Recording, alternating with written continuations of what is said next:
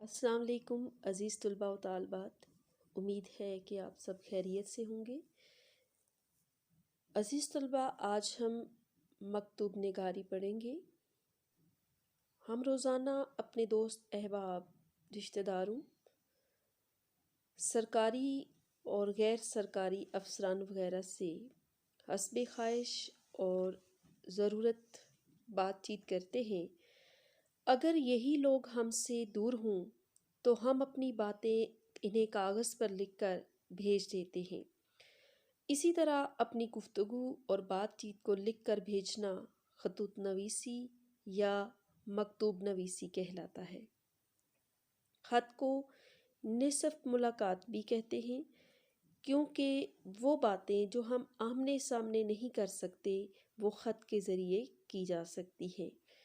اس لحاظ سے خط کی اہمیت اور بھی بڑھ جاتی ہے۔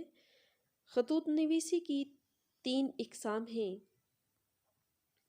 ان میں نجی یعنی رسمی اور دعوتی خطوط، کاروباری اور سرکاری یا دفتری خطوط شامل ہیں۔ اس میں جو نجی خطوط ہیں، جس میں رسمی اور دعوتی خطوط آ جاتے ہیں، یہ ذاتی نوعیت کے خطوط ہیں۔ ان میں وہ خطوط ہیں جو ہم اپنے عزیز و اقارب، دوست اور احباب کے نام لکھتے ہیں، اور جو دعوتی خطوط ہیں ان میں وہ تمام تقاریب جن پر ہم ایک دوسرے کو مدعو کرتے ہوئے خط لکھتے ہیں، شادی بیاہ کی تقریب ہو جاتی ہے، اس میں شامل ہے، اور بہت ساری دوسری انویٹیشنز۔ اسی طرح جو کاروباری خطوط ہیں، اس قسم کے خطوط میں آپ کو جیسے آپ کسی کرائے کے مکان میں رہتے ہوں اور مکان کی حالت بہت خستہ ہے، اور اپنے مالک مکان کے نام آپ خط کے ذریعے اس مکان کی مرمتی کے بارے میں آپ اس کو خط لکھ کے بتا سکتے ہیں جو آپ کی ریکوائرمنٹس ہیں۔ اس قسم کے خطوط کاروباری خطوط کہلاتے ہیں۔ اور سرکاری یا دفتری خطوط وہ ہوتے ہیں جو ادارے اپنے امپلائیز کو ضروری نوٹیفیکیشن یا کچھ ضروری ہدایات کے دینی ہوں تو وہ اس طرح کے خطوط کے ذریعے وہ خط لکھ کر اپنے امپلائیز تک اپنی بات پہنچاتے ہیں۔ اسی طرح صنف نثر کے لحاظ سے ادبی اور علمی خطوط بڑے اہم ہوتے ہیں۔ مکتوب نگاری بھی اصل میں عربی اور فارسی ہی کے ذریعے اردو میں منتقل ہوئی۔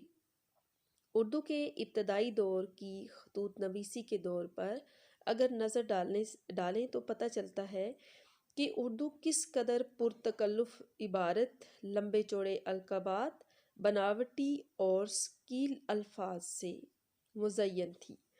یہ جو لفظ ثقیل ہے، یعنی ایسے مشکل اور ایسے الفاظ سے عبارت جو ہے وہ آراستہ تھی، مگر سب سے پہلے مرزا غالب نے فرسودہ اور پرانے طرز آداب و القاب سے گریز کیا ہے۔ غالب کے خطوط اسی وجہ سے مشہور ہیں علم و ادب کی دنیا میں کہ انہوں نے پرانے طریقہ خط کو ترک کر کے ایک نئے اور جدید طرز انداز اختیار کیا۔ انہوں نے لمبے چوڑے القابات کو ترک کر کے مختصر القابات کو استعمال کیا، سیدھی سادی زبان میں مکتوب علیہ کو خطاب کیا۔ غالب نے نئی وضع اختیار کرتے ہوئے مراسلے کو مکالمہ بنا دیا۔ مراسلہ کہتے ہیں خط کو۔ غالب کی طبیعت اتنی شگفتہ اور ہمہ جہت تھی، شگفتہ کھلی ہوئی، اور ان کی تحریریں فنی اور لسانی اعتبار سے، لسانی کہتے ہیں زبان کے اعتبار سے، بہت بلند درجہ اختیار کیے ہوئے ہیں، ادب عالیہ کا حصہ بن گئی۔ غالب کے بعد سر سید محسن الملک حالی، ابو الکلام آزاد، مولانا شبلی نعمانی، اکبر الہ آبادی، علامہ اقبال، پطرس بخاری، رشید احمد صدیقی اور مولوی عبدالحق کے خطوط بھی ادبی دنیا میں اہمیت کے حامل ہیں۔ علامہ اقبال کے خطوط بھی ان کی شاعری کی طرح بہت اہم ہیں۔ اقبال کے خطوط میں اس عہد کی سیاسی اور سماجی حالات کے ساتھ ساتھ ادبی مشاغل کی تفصیل بھی ملتی ہے۔ خطوط اقبال نے کئی مجموعے ان کے منظر عام پر آ چکے ہیں، جن میں شاد اقبال، مکاتیب اقبال، خطوط اقبال اور انوار اقبال بہت اہم مجموعے ہیں۔ ان کو آپ یاد رکھیے گا۔ یہ انٹروڈکشن کا والا پیج جو ہے وہ بہت ہی امپورٹنٹ ہے، ایم سی کیوز بیس کویسچن اس میں سے آ سکتے ہیں، اس لیے عزیز طلبہ اس کو اچھی طرح سے ذہن میں ضرور رکھیے گا۔ اب ہم باقاعدہ غالب کے خطوط سے آغاز کریں گے، اور غالب کے خطوط میں جو پہلا خط ہے وہ ان کا جو ہے وہ خط ان کا مرزا حاتم علی بیگ مہر کے نام ہے۔ مرزا حاتم علی بیگ جو ہیں یہ غالب کے بہت ہی عزیز ترین شاگرد تھے اور بہت بڑے بلند پائے کے شاعر تھے، اور انگریزی عہد کی ابتدائی تاریخ کے موضوع پر انہوں نے ایک کتاب لکھی ہے، اور اسی وجہ سے غالب کے ساتھ یہ ایک علمی و ادبی شخصیت ہے۔ اسی وجہ سے غالب کے ساتھ ان کے بہت ہی گہرے مراسم ہیں، اور غالب ان کو خط کے ذریعے مخاطب کرتے ہیں۔ مرزا صاحب، میں نے وہ انداز تحریر ایجاد کیا ہے کہ مراسلے کو مکالمہ بنا دیا ہے۔ ہزار کوس سے بزبان قلم کی باتیں کیا کرو، ہجر میں وصال کے مزے لیا کرو۔ کیا تم نے مجھ سے بات نہ کرنے کی قسم کھائی ہے؟ اتنا تو کہو کہ کیا بات تمہارے جی میں آئی ہے؟ برسوں ہو گئے تمہارا خط نہیں آیا، نہ اپنی خیر و عافیت لکھی، نہ کتابوں کا بیورا بھیجوایا۔ ہاں، مرزا تفتہ نے ہاتھرس سے یہ خبر دی ہے کہ 5 ورق 5 کتابوں کے آغاز کے ان کو دے آیا ہوں، اور انہوں نے سیاہ قلم کی لوحوں کی تیاری کی ہے۔ یہ تو بہت دن ہوئے جو تم نے مجھ کو خبر دی ہے کہ 2 کتابوں کی طلائی لوح مرتب ہو گئی ہے۔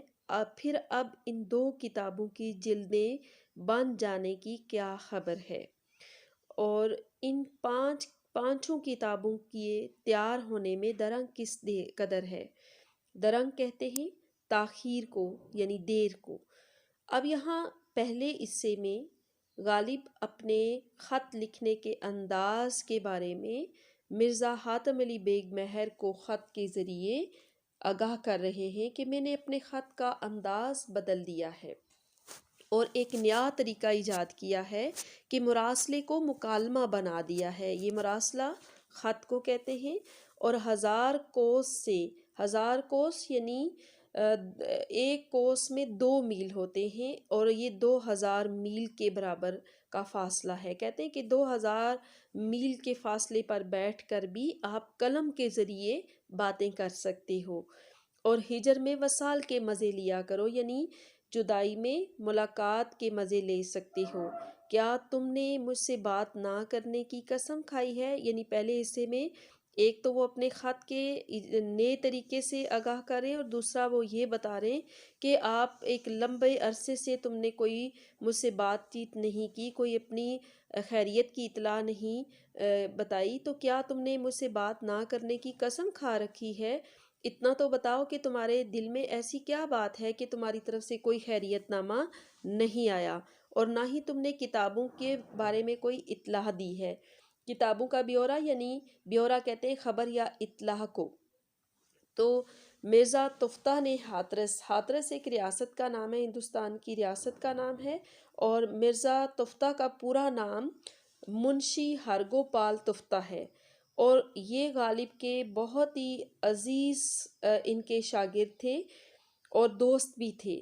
اردو اور فارسی کے یہ شاعر بھی تھے، اور غالب نے جتنے بھی خطوط لکھے ہیں سب سے زیادہ خطوط منشی ہرگوپال کے نام تھے۔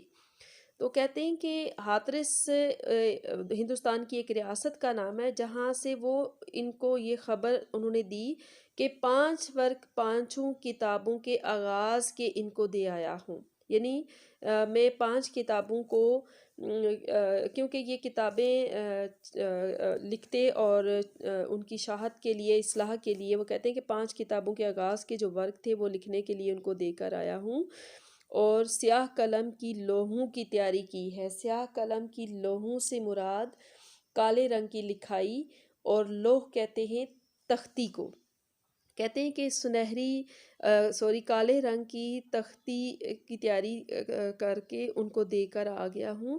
اور یہ خبر تو مجھے کافی دن پہلے پتہ چلی تھی، لیکن 2 کتابوں کی طلائی لو جو مرتب ہو گئی ہے، یعنی ترتیب پا چکی ہے، ان کتابوں کی جلدیں بن جانے میں یا تیار ہو جانے میں کیا خبر ہے، اور پھر یہ 5 کتابیں تیار ہونے میں کتنی دیر ہے۔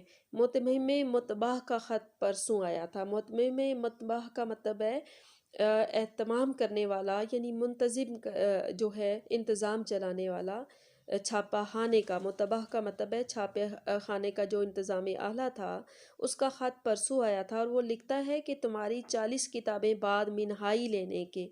منہائی کا مطلب ہے کم کرنا، یعنی کہ کم کر کے 40 میں سے کم کر کے 7 کتابوں کی جلدیں جو ہیں وہ اسی ہفتے تمہارے پاس پہنچ جانے کا کہا گیا تھا۔ اب حضرت ارشاد کریں، یعنی آپ بتائیں کہ 7 جلدیں کب آئیں گی؟ ہر چند کاریگروں کے دیر لگانے سے تم بھی مجبور ہو، یعنی کہ کیونکہ کتاب جو ہے وہ ایک حتمی شکل تک پہنچنے میں بہت سارے مراحل سے گزر کر آتی ہے، اور وہ کہتے ہیں کہ اس طرح سے جو ہے وہ تم کاریگروں کے ہاتھوں کام دیر سے ہونے میں تم بھی مجبور ہو، مگر ایسا کچھ لکھو کہ آنکھوں کی نگرانی اور دل کی پریشانی دور ہو۔ کہتے ہیں کہ تم ایسی کوئی کتاب لکھ کر بھیجو جس کو پڑھ کر آنکھوں کو ٹھنڈک محسوس ہو اور دل کی پریشانی دور ہو، یعنی دل کو سکون میسر آئے۔ خدا کرے کہ ان 33 جلدوں کے ساتھ یہ یا تو 2-3 روز کے آگے پیچھے یہ 7 جلدیں آپ کی حنایتی بھی آئیں، تاکہ خاص و عام کو جا بجا بھیجی جائیں۔ کہتے ہیں کہ اللہ کرے کہ یہ جو کل جو 40 کتابوں کا تھا، ان میں سے 7 کم کر کے 33 جلدیں بعد میں کہا گیا تھا کہ یہ تیار ہو کر آئیں گی، تو ان 7 جلدوں کے ساتھ ساتھ اللہ کرے کہ یہ 33 جلدیں بھی اکٹھی آ جائیں 2-3 روز کے آگے پیچھے، تاکہ آپ کی حنایتی بھی آئیں۔ عنایتی کہتے ہیں نوازش، کرم یا مہربانی، یعنی آپ کی یہ 7 جلدیں بھی اور 33 جلدیں بھی اگر اکٹھی آ جاتی ہیں تو ہم ہر پڑھنے والے خاص و عام تک بھیجوا سکتے ہیں۔ میرا کلام اب اگلے یہاں تک جو ہے وہ ایک تو کتابوں کا ذکر ہے۔ پہلے حصے میں غالب نے خط کے انداز کے حوالے سے آگاہ کیا کہ جو نیا طریقہ ایجاد کیا، اور اس کے بعد اگلی جو بات ہے وہ مرزا حاتم علی بیگ مہر کے خط کا نہ لکھنا، یا انہوں نے جو دیر تک خیریت کی اطلاع نہیں بھیجی، اس کا شکوہ ہے، اور اگلے حصے میں کتابوں کی اشاعت کے بارے میں ذکر ہے، اور لاسٹ پیراگراف جو یہاں سے شروع ہوتا ہے، میرا کلام میرے پاس کبھی کچھ نہ رہا، نواب ضیاء الدین خان اور نواب حسین مرزا جمع کر لیتے تھے، جو میں نے کہا انہوں نے لکھ لیا۔ ان دونوں کے گھر لٹ گئے، ہزاروں روپے کے کتب خانے برباد ہو گئے۔ اب میں اپنے کلام کے دیکھنے کو ترستا ہوں۔ کئی دن ہوئے کہ ایک فقیر کے وہ خوش آواز بھی ہے اور زمزمہ پرداز بھی ہے۔ زمزمہ پرداز کا مطلب ہوتا ہے جو گلوکار ہوتا ہے، گیت گانے والا، اور خوش آواز، اچھی آواز کے ساتھ۔ ایک غزل میری کہیں سے لکھوا لایا، اس نے وہ کاغذ جو مجھ کو دکھایا، یقین سمجھنا کہ مجھ کو رونا آیا۔ غزل تم کو بھیجتا ہوں اور صلح میں اس خط کا جواب چاہتا ہوں۔ صلح کہتے ہیں بدلے میں۔ اور اس میں جو 2 شخصیات کا ذکر ہے، نواب ضیاء الدین خان اور نواب حسین مرزا۔ یہ جو نواب ضیاء الدین خان ہیں، یہ غالب کی یہ جو ہے نواب ضیاء الدین، ان کا نیئر تخلص تھا، اور یہ ریاست لوہارو سے تعلق تھا ان کا، اور غالب کی بیوی امراؤ بیگم کے چچا زاد بھائی تھے۔ اردو اور فارسی کی شاعری میں غالب سے اصلاح لیا کرتے تھے۔ اس وجہ سے ان کا چونکہ غالب سے عمر میں چھوٹے بھی تھے اور شاعری میں ان سے اصلاح لیتے تھے، اور علمی و ادبی لحاظ سے غالب کے ساتھ بہت ہی گہرے تعلقات تھے۔ اور جو دوسری شخصیت ہیں نواب حسین مرزا، یہ مرزا غالب کی چونکہ اپنی اولاد نہیں تھی، اولاد نرینہ یعنی بیٹا ان کا نہیں تھا، اور سسرالی خاندان میں سے یہ ان کے نواسے لگتے تھے۔ غالب کے سامنے بڑے ہوئے، غالب کو بچپن میں ان کی جو توتلی زبان تھی وہ بڑی اچھی لگتی تھی، اور غالب کے چونکہ بہت ہی قریب تھے، اور اس وجہ سے ان کو غالب کا جو ہے وہ اکثر جو کچھ غالب کہتے تھے وہ لکھ لیا کرتے تھے، اور وہ اس وجہ سے کہتے ہیں یہاں پہ 1857 یعنی 1857 کی جو جنگ آزادی میں مسلمانوں کے گھر بار لٹ گئے، سب کچھ کتب خانے لٹ گئے، اور مسلمانوں کو اپنے گھر سے ہجرت کرنا پڑی، اور بہت سارے لوگوں نے اپنے گھر بار چھوڑ دیے۔ تو اس حوالے سے وہ کہتے ہیں کہ یہاں پہ 1857 کے نتیجے میں ہونے والی تباہی و بربادی کا ذکر کرتے ہوئے کہ ان دونوں کے گھر بھی لوٹ کے ہزاروں روپے کے کتب خانے بھی برباد ہو گئے، اور اب میں اپنے کلام کو دیکھنے سے بھی ترستا ہوں، کیونکہ غالب اپنے پاس لکھا ہوا اپنا کلام نہیں رکھتے تھے، لیکن دوسرے لوگ ان کا کلام لکھ لیتے تھے۔ تو اس وجہ سے وہ کہتے ہیں کہ اب جو ہے میرے پاس اپنا ہی لکھا ہوا کلام محفوظ نہیں ہے، اور انگریزوں نے خاص طور پر مسلمانوں کو ہی 1857 کی جنگ آزادی میں مسلمانوں کو ہی نشانہ بنایا تھا، اور مسلمانوں کے گھروں کو جلا دیا، ان کو جلا وطن کر دیا۔ ان کے قیمتی کتب خانوں میں موجود جتنی بھی نایاب کتابیں تھیں ان کو آگ لگا دی گئی، اور دیکھتے ہی دیکھتے سب کچھ تباہ ہو گیا۔ تو اس حوالے سے وہ کہتے ہیں کہ اب میں اپنے کلام کو ہی دیکھنے سے ترستا ہوں۔ کئی دن ایسے گزرے تو ایک دن ایسا آیا کہ ایک فقیر بڑا خوش آواز تھا، اور وہ چلتا ہوا آیا، تو اس کی آواز بڑی خوبصورت تھی اور بڑی عمدگی کے ساتھ وہ گیت گا رہا تھا، اور اس نے مجھے سب سے زیادہ میں لطف اندوز اس بات پر ہوا کہ اس نے میری ہی غزل جو ہے وہ سریلی آواز میں گا رہا تھا، اور نہ جانے کہ یہ اللہ کا بندہ جو ہے وہ میرا یہ کلام کہاں سے لکھوا لایا۔ جو غزل وہ گا رہا تھا، وہ کہتے ہیں کہ سن کر مجھے بہت رونا آیا، اس لیے کہ ان کے پاس ان کا اپنا ہی کلام نہیں رہا۔ تو کہتے ہیں کہ میں وہ غزل تم کو لکھ کے بھیج رہا ہوں، اور صلے میں اس کا خط کا جواب ضرور چاہتا ہوں۔ اور وہ غزل جو ہے اس کے چند اشعار آپ کو بتا دیتی ہوں۔ درد منت کش دوا نہ ہوا، درد منت کش دوا نہ ہوا، میں نہ اچھا ہوا برا نہ ہوا۔ ایک اور شعر، ہے خبر گرم ان کے آنے کی، ہے خبر گرم ان کے آنے کی، آج ہی گھر میں بوریا نہ ہوا۔ ایک اور شعر، کچھ تو پڑھیے کہ لوگ کہتے ہیں، کچھ تو پڑھیے کہ لوگ کہتے ہیں، آج غالب غزل سرا نہ ہوا۔ عزیز طلباء، آج ہم یہاں تک ہی پڑھیں گے۔ ایک خط کو آپ اچھی طرح سے ذہن نشین کر لیجئے، اور اس کے بعد ہم اگلے لیکچر میں اپنا باقی حصہ خط کا پڑھیں گے۔ تب تک کے لیے اللہ حافظ۔